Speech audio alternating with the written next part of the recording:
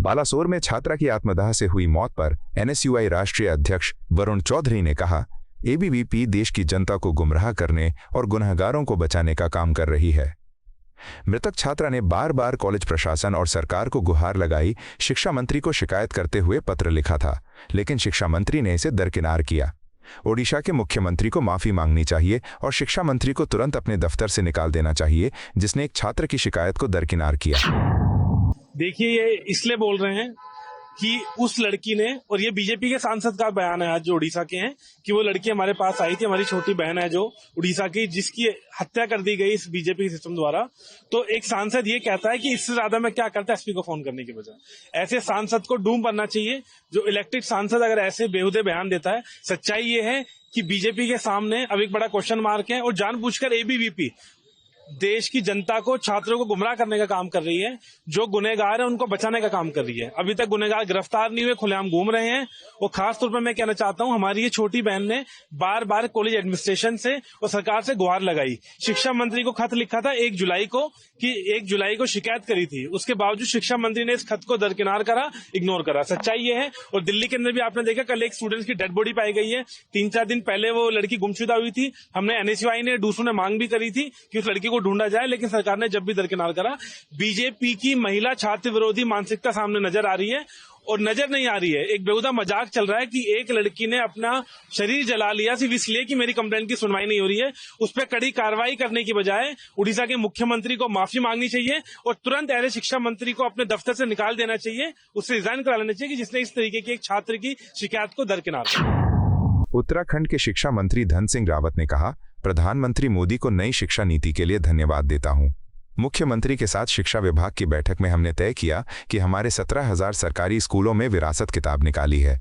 SCERT को हमने कार्य सौंपा है कि भगवद गीता और रामायण को लेकर पाठ्यक्रम तैयार करें। जब तक ये पाठ्यक्रम में आता है, तब तक स्कूलों में सुबह प्रार्थना में भगवद गीता और रामायण के श्लोक बच्चों को पढ़ाए जाएंगे। सबसे पहले तो मैं देश के यशस्वी प्रधानमंत्री जी का धन्यवाद देना चाहता हूँ कि उन्होंने नई शिक्षा नीति पूरे देश में लागू की है। और नई जो शिक्षा नीति है हमारे देश में, उसमें भारतीय ज्ञान परंपरा आधारित जितने भी सब्जेक्ट हैं वो बच्चों को पढ़ाए जाएंगे। और अभी मुख्यमंत्री जी और हम लोग शिक्षा विभाग के हम लोगों ने बैठक की थी। उसमें हमने तय किया कि हमारे जो लगभग 17,000 सरकारी स्कूलें हैं, वहाँ हमने अभी एक हमारी विरासत किताब निकाल ली है, वो भी बच्चे पढ़ेंगे। अब हमने एक टास्क दिया है अपने एससीईआरटी को कि वो जो है एक सिलेबस तैयार करें जिसमें कि भगवद गीता होगी, रामायण होगी, हमारे बच्चों को पढ़ाया जाएगा। लेकिन अभी जब तक वो सिलेबस में आता है, तब तक हमने अपने जितने भी स्कूल हैं उसमें सुबह जितने पीरियड होती है स्कूलों में, उसमें भगवद गीता के और रामायण के जो अच्छे श्लोक हैं वो बच्चों को पढ़ाए जाएंगे। और ये इसका आदेश भी हमने कर दिया है और बहुत अच्छा बच्चों को भी लग रहा है, टीचर्स को भी लग रहा है, अभिभावकों को भी लगा है। कल मैं देख रहा था कि कई लोगों की इस पे प्रतिक्रियाएं हैं और लोगों ने इस कदम की काफी सराहना की है। और मैं कह सकता हूं कि हमारे राज्य के बच्चे जो है अब भारतीय ज्ञान परंपरा आधारित शिक्षा की ओर जाएंगे।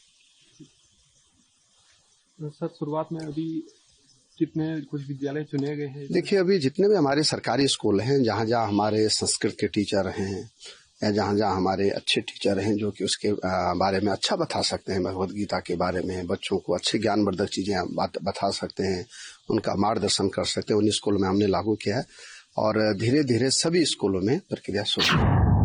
दिल्ली के मंत्री कपिल मिश्रा ने कहा, करोड़ों कांवड़ यात्री दिल्ली से गुजरेंगे और दिल्ली से भी लाखों लोग कांवड़ लेकर जा रहे हैं।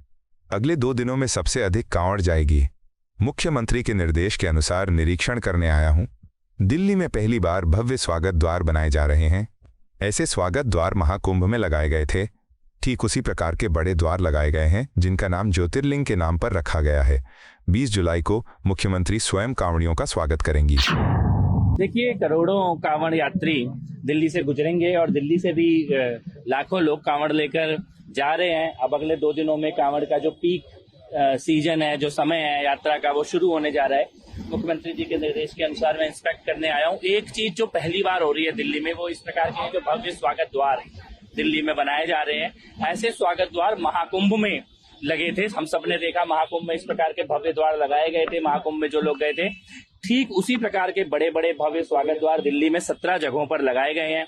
इन स्वागत द्वारों के नाम 12 ज्योतिर्लिंगों के नाम पर रखे गए हैं और बाकी सब भी भगवान भोलेनाथ के नाम पर आधारित स्वागत द्वार लगाए गए हैं। यहाँ पर हम अप्सरा बॉर्डर में खड़े हैं। यहाँ पे महादेव द्वार नाम से ये द्वार लगाया गया है। इसके अलावा आप देख ही रहे हैं, दिल्ली कांवड़ के लिए तैयार है। दिल्ली सरकार भी तैयार है। कांवड़ों के शिविर लगभग सब जगह पर फाइनल स्टेज में है। कुछ कांवड़ यात्री आने भी शुरू हो चुके हैं और 20 तारीख को मुख्यमंत्री महोदया स्वयं भोले भक्तों का, कांवड़ियों का भव्य स्वागत दिल्ली के बॉर्डर पर करेंगे। टोटल कितने शिविर इस बार लगे हैं ऑल ओवर दिल्ली में? 374 शिविर इस बार लगे हैं। पिछली बार 170 शिविर लगे थे और सरकार की नई नीति, मुख्यमंत्री जी की नई योजना का ये सफलता का ये प्रतिबिंब है कि इस बार दुगने से भी ज्यादा संस्थाओं ने आगे आकर शिविर लगाए हैं और कल इन सभी संस्थाओं के खातों में पहली जो सहायता राशि की पहला जो हिस्सा है वो कल इन संस्थाओं के खातों में ट्रांसफर भी कर दिया गया है। सर, जो कांच फेंकने वाली घटना थी उसकी पुनरावृत्ति ना हो, इसके लिए क्या कदम? नहीं, हम लोग सब तैयार हैं और नजर रखे हैं। पुलिस भी मुस्तैद है, नगर निगम भी मुस्तैद है और उसके अलावा PWD भी लोग लगातार व्यवस्था देख रहे हैं। हम लोग भी देख रहे हैं और दुर्भाग्यपूर्ण है, ऐसा कुछ होना भी नहीं चाहिए। और मुझे लगता है दिल्ली में सभी लोग, सभी समाज के लोग, सभी समुदाय के लोग कांवड़ियों का स्वागत करने के लिए प्रतीक्षारत हैं। सरकार लंदी कुंज में कांवड़ियों के लिए एक रास्ते को पूरी तरीके से बंद कर दिया गया है। रेगुलर मूवमेंट उस पर बैन लगा दिया गया है, लेकिन इसकी वजह से जो आम लोग हैं उनको भी थोड़ी परेशानी हो रही है। जाम की स्थिति, कई किलोमीटर लंबा जाम लग जा रहा है। नहीं, देखिए, कुछ जगहों पर जाम रोज ही लगता था, लेकिन जबरदस्ती कांवड़ यात्रा का उसके ऊपर लोग इल्जाम लगा रहे हैं। खाली वहां पर जाम, ऐसे भी आज भी आप जाएंगे, एक हफ्ते पहले भी जाएंगे तो वहाँ जाम होता ही है। हैवी ट्रैफिक है, बॉर्डर है, लेकिन कुछ लोगों को कांवड़ यात्रा को बदनाम करने का बहाना चाहिए। किसी न किसी माध्यम से वो कांवड़ यात्रा के खिलाफ या भोले भक्तों के खिलाफ या हिंदू धर्म के खिलाफ कुछ ऐसे पत्रकार और कुछ ऐसे नेता हैं जिनको बहाना चाहिए। मुझे नहीं लगता किसी को भी कांवड़ यात्रा से कोई ज्यादा असुविधा हो रही है। थोड़ा बहुत होगा क्योंकि करोड़ों लोग आते हैं, लेकिन police, traffic police, MCD, PWD, पूरी सरकार मुस्तैद है और हम सुनिश्चित कर रहे हैं प्रॉपर बैरिकेडिंग करके कांवड़ियों के लिए अलग यात्रा का मार्ग बनाया गया है।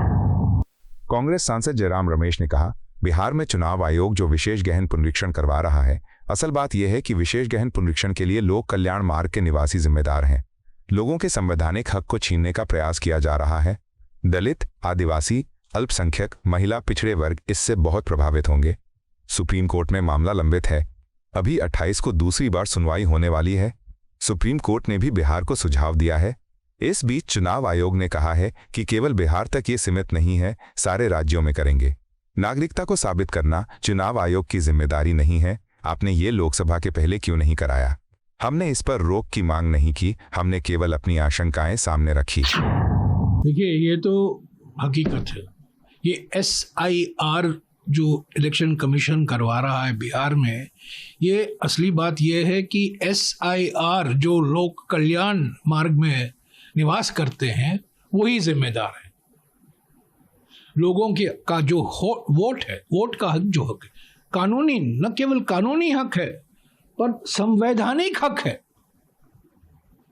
नागरिकों का, उसको छीनने की प्रयास की जा रही है। दलित, आदिवासी, अल्पसंख्यक, महिला, पिछड़े वर्ग इस पर बहुत प्रभावित होंगे। सुप्रीम कोर्ट में मामला लंबित है। अभी 28 को दूसरी बार सुनवाई होने वाली है। सुप्रीम कोर्ट ने भी कुछ सुझाव दिया है बिहार को, और इस बीच इलेक्शन कमिश्नर ने कहा है कि सिर्फ बिहार तक सीमित नहीं है, ये सारे राज्यों में करेंगे। नागरिकता को साबित करना इलेक्शन कमीशन की जिम्मेदारी नहीं है। संविधान में उसको जिम्मेदारी नहीं देती है। सिटीजनशिप को साबित करने के लिए इलेक्शन कमीशन सही संस्था नहीं है। तो ये जो, और वो भी 4 महीने पहले, 5 महीने पहले आप ये करा रहे हैं। लोकसभा के चुनाव के पहले क्यों नहीं कराया? लोकसभा चुनाव के बाद में क्यों नहीं कराया? अभी 4 महीने बाकी हैं। आप ये sir special intensive revision of electoral roll आप शुरू करते हैं तो एक भय का माहौल पैदा हो गया बिहार में। लोग चिंतित हैं, पार्टियां भी चिंतित, बीजेपी भी चिंतित है। मैं पढ़ रहा था कहीं, सभी पार्टी चिंतित है। तो इलेक्शन कमीशन ने, मैं समझता हूं, जो लक्ष्मण रेखा है संविधान में वो पार कर दिया। और सुप्रीम कोर्ट ने कहा है, हमने कभी स्टे नहीं मांगा।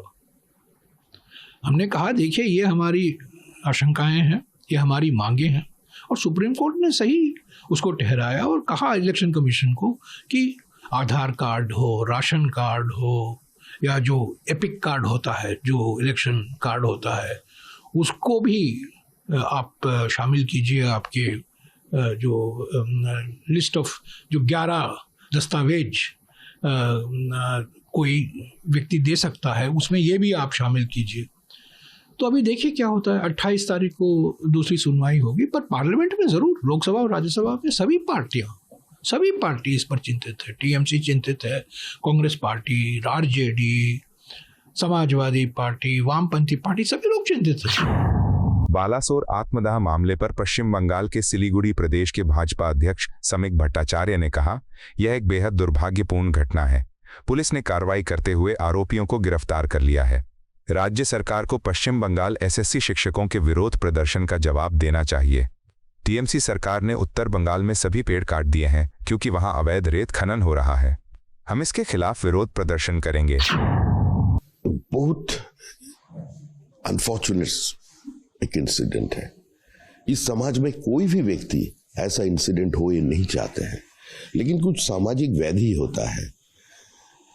उसका कारण ये हुआ, एक विषय पर निश्चित होकर रहेंगे, जब वहां का पुलिस किसी भी हालत से जो अपराधी है उसको सामने पर्दा नहीं डालेंगे, प्लेस ऑफ ऑकरेंस को ऑल्टर नहीं करेंगे, कोई बायोलॉजिकल एविडेंस मिटा नहीं देंगे, और सूर्यास्त के बाद किसी लड़की का ऑटोप्सी होने भी नहीं देंगे।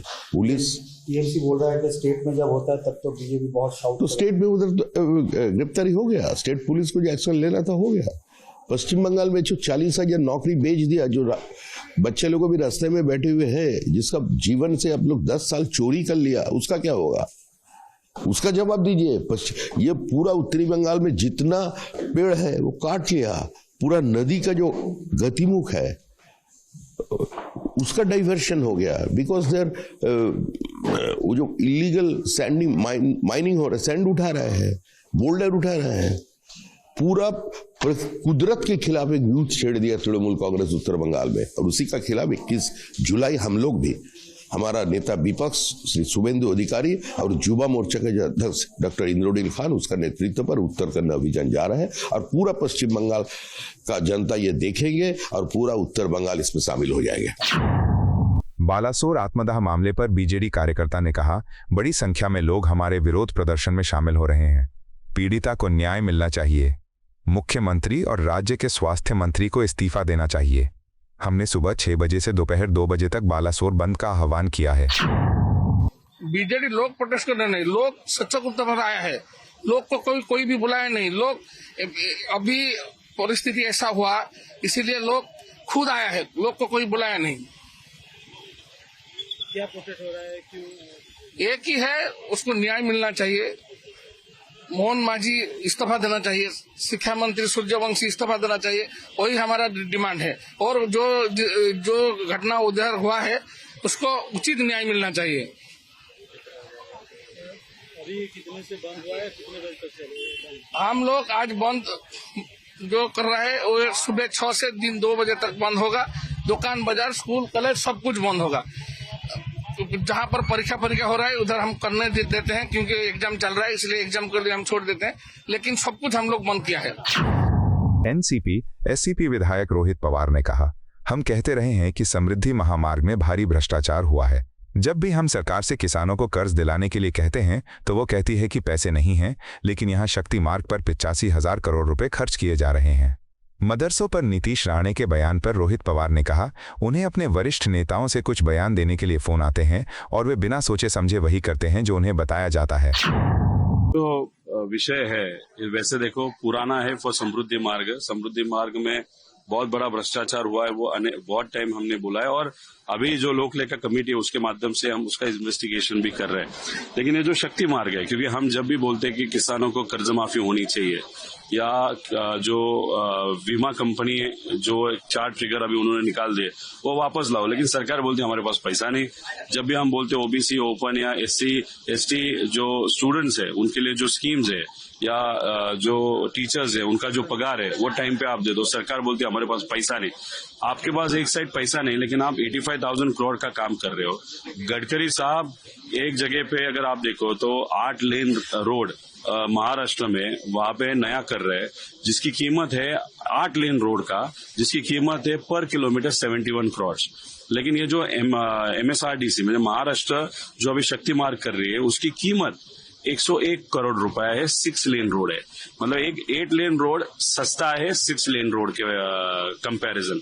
जो समृद्धि में हुआ उसमें से पैसा निकाला, मतलब वहां पे तो बहुत सारे ऐसे अधिकारी है उनके फैमिली मेंबर के नाम पे वो कॉन्ट्रैक्ट लिया गया, उसमें से पैसा निकाला गया और उसमें से जो भी उनके पास वेल्थ है या पैसा है वो उनके पास है।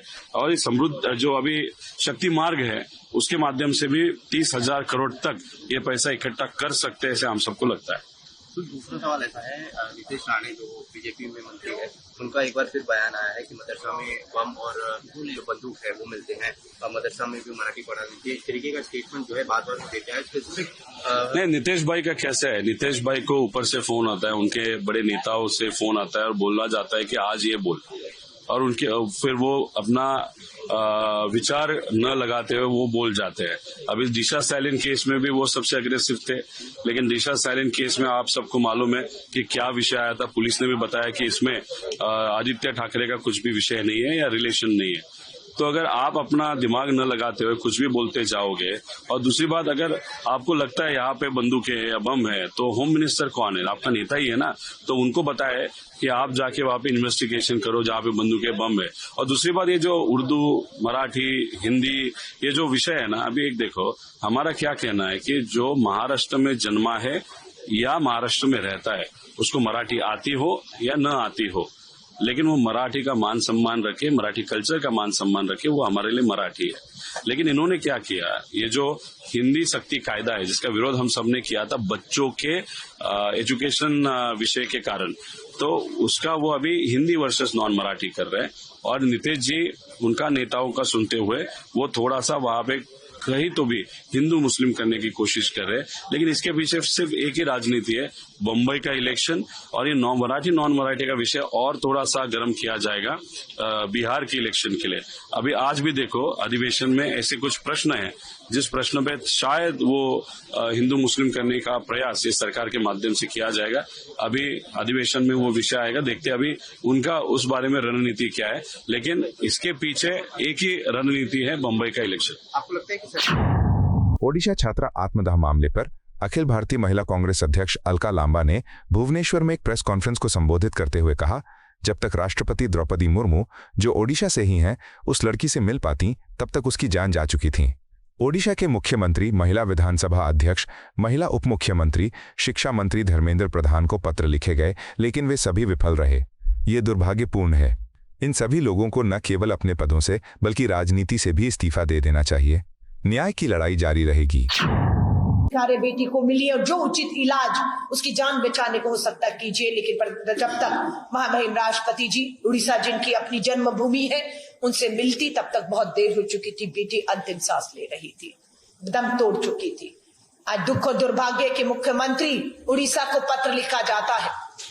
यहाँ की महिला स्पीकर, महिला उप मुख्यमंत्री धर्मेंद्र प्रधान जी, आप हायर एजुकेशन मंत्री हैं, आपको भी बेटी ने गुहार लगाई।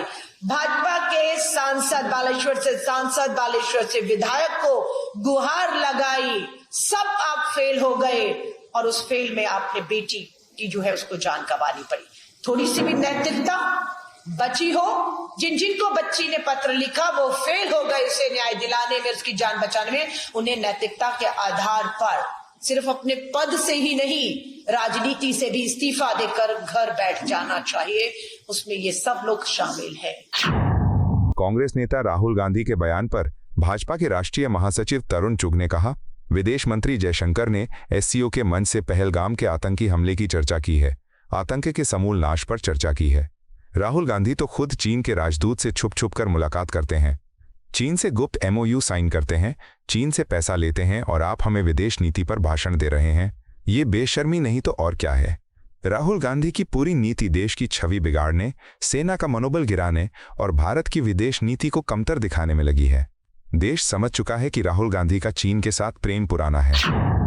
विदेश मंत्री श्री जयशंकर जी ने एससीओ के मंच से पहलगाम के आतंकी हमले की चर्चा की है, भारत के आतंक के समूल नाश पर चर्चा की है। राहुल गांधी जी खुद तो आप चीन के राजदूत से छुप छुप कर मुलाकातें करते हैं, चीन से गुप्त एमओयू साइन करते हैं, चाइना से पैसा लेते हैं, वही अब आप हमें विदेश नीति पर भाषण भी दे रहे हैं। ये बेशर्मी नहीं तो और क्या है। राहुल गांधी की पूरी राजनीति देश की छवि बिगाड़ने, सेना का मनोबल गिराने और भारत की विदेश नीति को कमतर दिखाने में लगी है। लेकिन देश समझ चुका है कि ये चीन का राहुल गांधी के साथ प्रेम पुराना है, ये रोग बहुत पुराना है। प्रधानमंत्री मोदी जी के नेतृत्व में भारत आज ग्लोबल स्टेज पर, चाहे कोई महाद्वीप हो या कोई देश हो, भारत को सम्मानित कर रहा है। चाहे विश्व का कोई देश हो, वो भारत की विदेश नीति का सहयोग कर रहा है।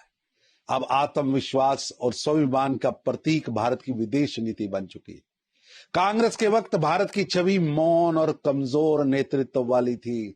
आज वही भारत मजबूती से अपनी बात कहता है और दुनिया सुनती है, और भारत आज अपनी बात दुनिया के मंच पर रखने का, उसको चलाने के लिए, उसको सामने रखने के लिए आज आगे आया है। आपको यह वीडियो पसंद आया हो तो इसे लाइक करें, हमारे चैनल को सब्सक्राइब करें।